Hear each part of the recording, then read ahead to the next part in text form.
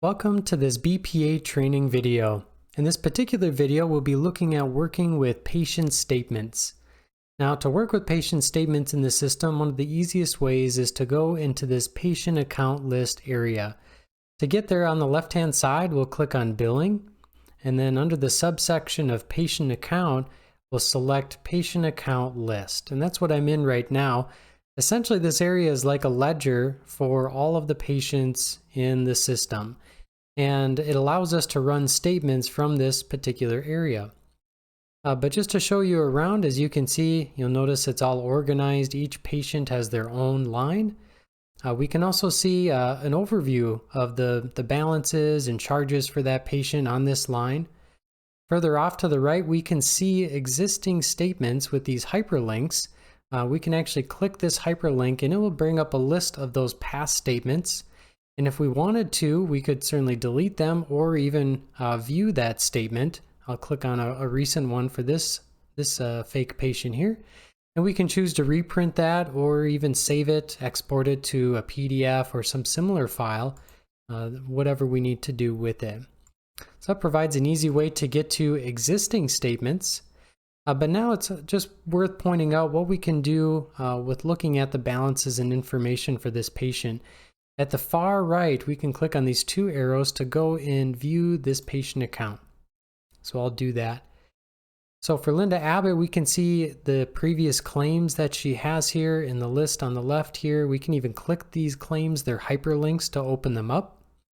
We can see information about those claims, but over at the right-hand side is probably what we're going to be looking for oftentimes in here, the charges, payments, and balances here. And you notice they're actually color-coded. So that corresponds to the color coding we see up at the top.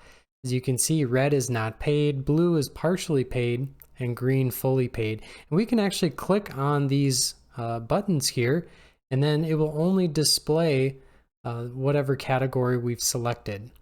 So that can be really helpful for us.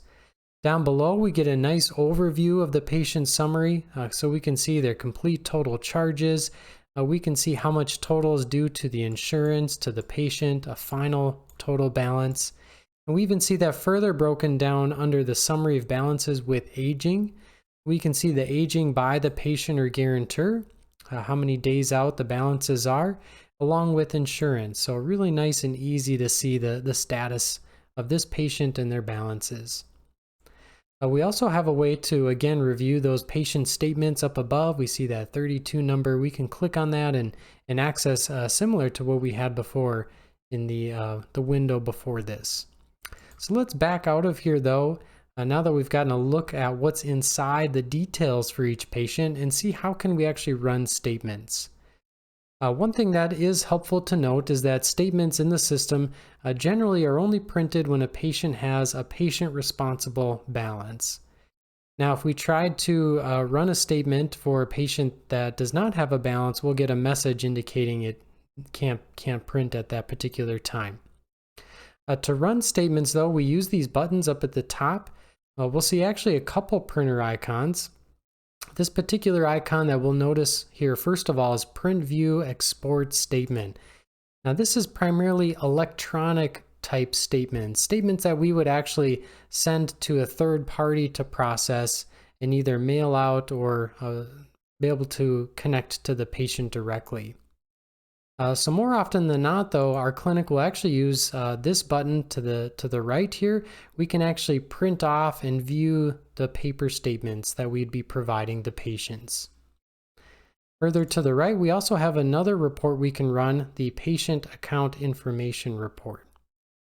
But as mentioned, generally we're going to need a patient to have a responsible balance, a patient responsible balance to run a statement. So if we find a patient in our list, we can simply click the checkbox if we just wanted to do one patient, and then come up here, click the printer button, and choose Print or View Paper Statement. I'll choose the View button for now.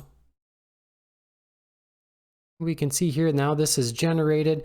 We can review it for accuracy. We can print it off from here, or even again save it to a document format we like, including PDF. Now there's going to be times often where we're going to want to run a number of statements all at once. And to help us accomplish that goal, we can use these templates as we've pointed out in other videos. These filter templates allow us to take all of the data that we have below and only show the data we want to see. In our case, it could be helpful to actually only see patients that have a patient balance greater than $1. So I've made a template that shows that. I'll select that template here, and I'll even expand this template window or this dropdown so you can see what that looks like if you want to make this same filter. Essentially, it's patient balance is greater than, and you can put in whatever dollar amount fits your practice. I put in $1. So when we select that particular template, we can see our list is reduced. We're only seeing patients that have a responsible balance now. And what we can do in this case to run essentially a batch is check the checkbox to select all of these and do like what we just had done, choosing print or view paper statement. We'll let the system generate that. And again, we can manipulate that through an electronic document if we want to, or go right to printing these out. We can also navigate them from this view window up above here, going one by one, or even using the arrows to go even to the first or last page. Well, we hope this overview of running patient statements you found simple to do, simple to use, and beneficial. Thanks again for watching.